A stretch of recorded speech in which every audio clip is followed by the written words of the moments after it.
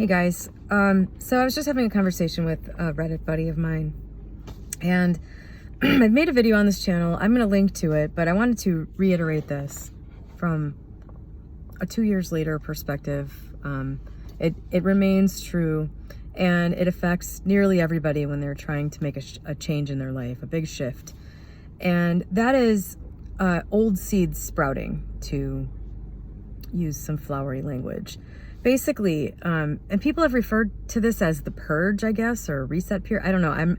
I've been hearing those terms lately, but that must be a new thing that somebody came up with.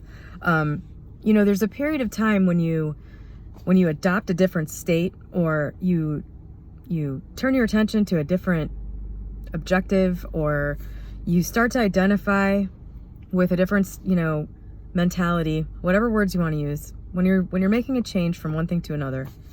There's a period of time there where the change is happening. Mentally, the 3D has to catch up, and often during that period of time, things seem to happen to test you. Things come up that appear in your perception to have a meaning related to the thing that you're trying to change. Like it's almost as if there is an outer universe or an outer God that is doing things to see if you really want the thing. And that's not, I don't think there's any validity to that. It can be easily logically explained, and there's no supernatural, there's nothing behind that isn't just totally explainable in really boring terms. And so maybe that'll be comforting to you, maybe not, if you like the idea of like something happening here that isn't, I don't think. But basically, when you live your life every day from a certain mentality, you're taking actions, you're setting things in motion without even realizing it. And when you make this big shift, there are still things from the past that are in motion in a way that you can't see. And, if you could see what was happening behind the scenes, you would understand how A led to B, led to C, led to D, led to this thing showing up in your reality right now that seems in opposition to the thing, the direction you're trying to go in, that seems to be there intentionally to try to pull you back. It's not that. It's just that these things that you've done from a different state of mind have effects that you can't anticipate, which is kind of how this whole thing works. So the things you're doing today from your current mental state are creating a different future for you, whereas the things that you did in the past from a different mental state are still showing up in the right now, and it's really not more than that. And so you can just expect those things to happen, or you don't have to sit around thinking that something will happen, but when they show up, you can say, well, that was to be expected, and not give it any more weight than that. And just understand that, if nothing happens to test you, that consider yourself lucky, and just kind of leave it at that. There's really no greater meaning to that. There's no, there's no outer force testing you. And I sincerely doubt that it's even your higher self or whatever you're connected to testing yourself. It's just the mechanism working. It's no more than that. So hopefully that can help you to not react, because if you overreact to something like that, or you put some weight on it, like it means something, if you do anything other than, minimize your reaction as much as possible and continue to move forward, you could kind of screw yourself over. You could start backsliding into that old mentality and continue to create the same 3D reality that you're trying to move out of. I hope that made sense. But I'll give you a personal example. And it's documented on this channel. If anybody ever goes back and watches all 175 videos or whatever that I have, a perfect example for me is that right around the time I started this channel, I had just realized that I had been believing that I was cursed about relationships. I had been believing that maybe it was my cross to bear. I had been believing just that maybe it was too late, that maybe there was nobody good left out there. I was single.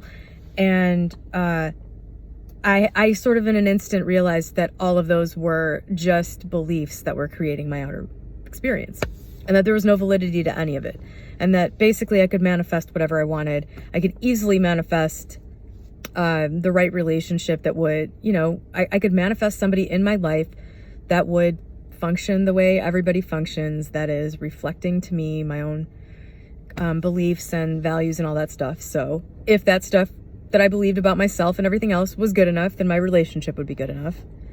I had just gotten to the point where I believed that stuff. And so I knew that I was going to meet the right person. And eventually, 6 months later, I was in the right place at the right time and met my now fiance. But in the meantime, and what's documented on this channel is that I had some other stuff from the past that was already in motion in my life. I had a relationship from about 9 months prior that was sort of nebulous. It was like it was a romantic relationship, but I had friend zoned it because I didn't think it was a good match for me or whatever. And I think I turned out right about that. But anyway, this thing was happening like in my 3D right now reality. And so that had already been set in motion much earlier. That was already on a path. And it needed to play out to its natural ultimate resolution, which it did. It went through its full arc of everything. And through that whole relationship on this channel, so it went from basically February to about May, June of that year, this relationship was happening. It was not, right for me. Obviously, there were good things about it that I was sort of just like focusing on, but then there were things about it that just gave me that nagging like feeling like this really isn't right. And it just kind of had to go through its natural, it just had to play out naturally. Nature had to take its course there. And through it, luckily, I didn't allow anything about what happened there to, reinvigorate those ideas that maybe I was cursed or maybe, nothing about that relationship changed my mind about what I believed about the possibility or the eventuality of getting what I wanted. I did react though to the things that were happening in the right now with that person. I had my normal emotional human experience with that person. It just didn't, I didn't give it any meaning in terms of the overall thing that I wanted or my certainty that it was going to happen. I didn't. So that's kind of an example for me of something that's from the past that pops up and is there and is kind, in a way it is a test, because if you allow it to shift you onto a different course, you're not going to end up getting the thing you want. But it's to be expected. Like, there's already things happening in your life. You've already set things in motion. So for me, I just went through it. I said, okay, like, I don't think this is probably going to be right for me, but I'm going to give it a shot. And I ended up being right. It wasn't the right thing for me. It wasn't that thing that I eventually wanted to have, but it just kind of had to run its course. And